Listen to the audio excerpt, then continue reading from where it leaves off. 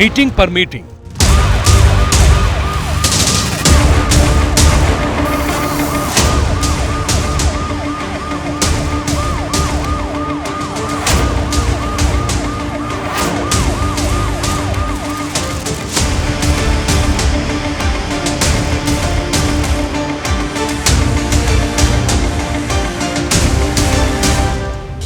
PM Modi की मौजूदगी में बीजेपी की मीटिंग,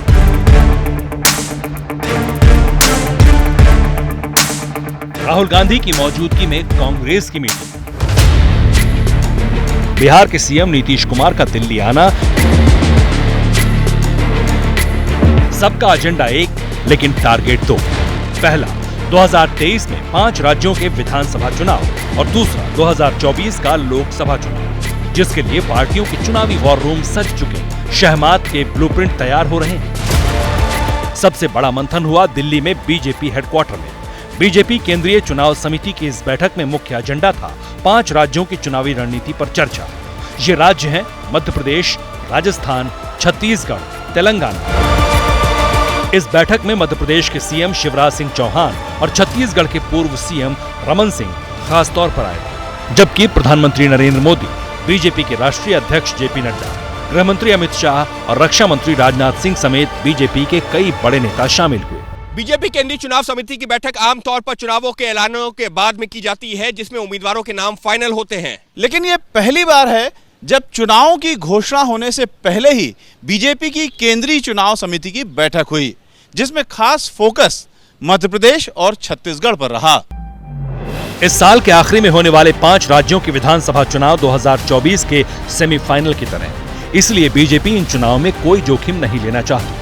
सूत्रों के मुताबिक बीजेपी का फोकस उन सीटों पर है जो बीजेपी की सर्वे रिपोर्ट में डी ग्रेड में शामिल है, जिन सीटों पर पिछले चुनाव में हार मिली थी या जिन सीटों पर बीजेपी कभी जीत ही नहीं पाई। फिलहाल तो मध्य प्रदेश में बीजेपी की चिंता यह है कि कांग्रेस भी उसी की हिंदुत्व वाली सियासी पिच पर खेल रही है। देखिए, बैन नहीं करेंगे, लेकिन बजरंग दल में कुछ अच्छे लोग भी हो सकते हैं, लेकिन जो गुंडा तत्व है, जो दंगा फसाद कराता है, ऐसे किसी भी व्यक्ति को नहीं छोड़ा जाएगा। ना दिग्विजय सिंह को, ना कमलनाथ जी को, इनको ना तो हिंदुत्व से लेना देना है, ना देश से लेना देना है, ना समाज से लेना देना है। ये तो वोटों की फसल काटने के लिए जब जो ठीक समझते हैं वो कहते रहते हैं, इनको किसी से लेना देना नहीं। 2024 से पहले 5 राज्यों के विधानसभा चुनाव बीजेपी के लिए इसलिए भी अहम है क्योंकि पिछली बार यानी 2018 में बीजेपी इन 5 राज्यों में हार गई थी। जहां बीजेपी का जोर इस साल के अंत में होने वाले विधानसभा चुनावों पर भी है, तो वहीं कांग्रेस 2024 की बिसात बिछा रही है। दिल्ली में कांग्रेस ने इस मुद्दे पर मंथन किया कि 2024 में दिल्ली में आम आदमी पार्टी के साथ गठबंधन किस तरीके से किया जाए। राहुल गांधी और मल्लिकार्जुन खड़गे ने दिल्ली कांग्रेस के करीब 30 नेताओं के साथ इस पर चर्चा की, लेकिन दिल्ली कांग्रेस के नेताओं के तल्ख बयान बता रहे हैं कि आम आदमी पार्टी को लेकर कांग्रेस में किस कदर मतभेद है।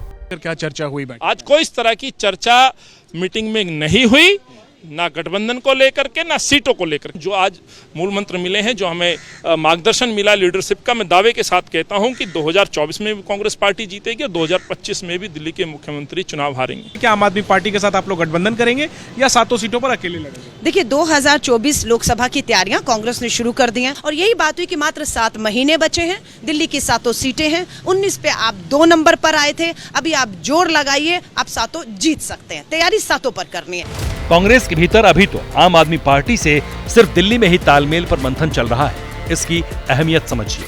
2019 के लोकसभा चुनाव में दिल्ली में कांग्रेस और आम आदमी पार्टी दोनों सीटों के मामले में खाली हाथ थे, लेकिन कांग्रेस को जहां 22.63% वोट मिले, वहीं आम आदमी पार्टी को मिले थे 18.20% वोट, जबकि दिल्ली की 7 सीटें जीतने वाली बीजेपी को मिले थे कुल 56.68% वोट। यानी दिल्ली में 2019 के लोकसभा चुनाव में बीजेपी विरोधी करीब 41% से ज्यादा वोट आम आदमी पार्टी और कांग्रेस में बंट गए, जिसका सीधा फायदा बीजेपी को मिला। लेकिन आम आदमी पार्टी से हाथ मिलाने को लेकर कांग्रेस लीडरशिप में ऊहापोह भी कम नहीं, क्योंकि दिल्ली और पंजाब 2 ऐसे राज्य हैं जहां आम आदमी पार्टी ने ही कांग्रेस को सत्ता से खदेड़ दिया था। यही नहीं, कांग्रेस को गुजरात में भी आम आदमी पार्टी के साथ समझौता करना पड़ा। आम आदमी पार्टी भी इंडिया गठबंधन का हिस्सा है।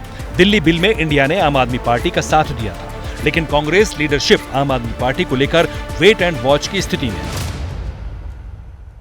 सीट शेयरिंग पे चर्चा करेंगे, सब पार्टियों के राष्ट्रीय नेतृत्व आमने सामने बैठ के इस पे चर्चा करेंगे, तब पता चलेगा कौन सी पार्टी को कौन सी सीटें मिलती हैं। देखिए, बहुत छोटे छोटे नेता हैं जिनकी जमानतें एमएलए इलेक्शन तक में नहीं बची हैं, उनकी क्या वैल्यू।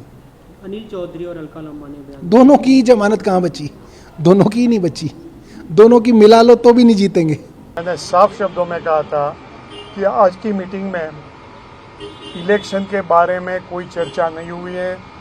मैंने वो भी एक स्पष्टता दी थी कि ये गठबंधन के बारे में जो कुछ भी चर्चा होगी, इंडिया के बारे में होगी, वो खड़गे साहब के लेवल पे AICC अध्यक्ष के जो हैं उसकी जुरिस्डिक्शन में है, उसके बारे में कोई भी व्यक्ति बयान देने के लिए भी अधिकृत नहीं है।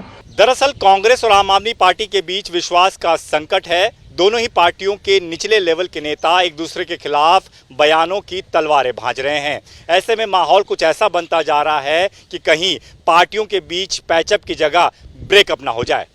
इसका मतलब यह हुआ कि आम आदमी पार्टी को लेकर कांग्रेस फूंक फूंक कर कदम बढ़ा रही है। ऐसे मौके पर बिहार के सीएम नीतीश कुमार का दिल्ली आना एक अहम घटनाक्रम है।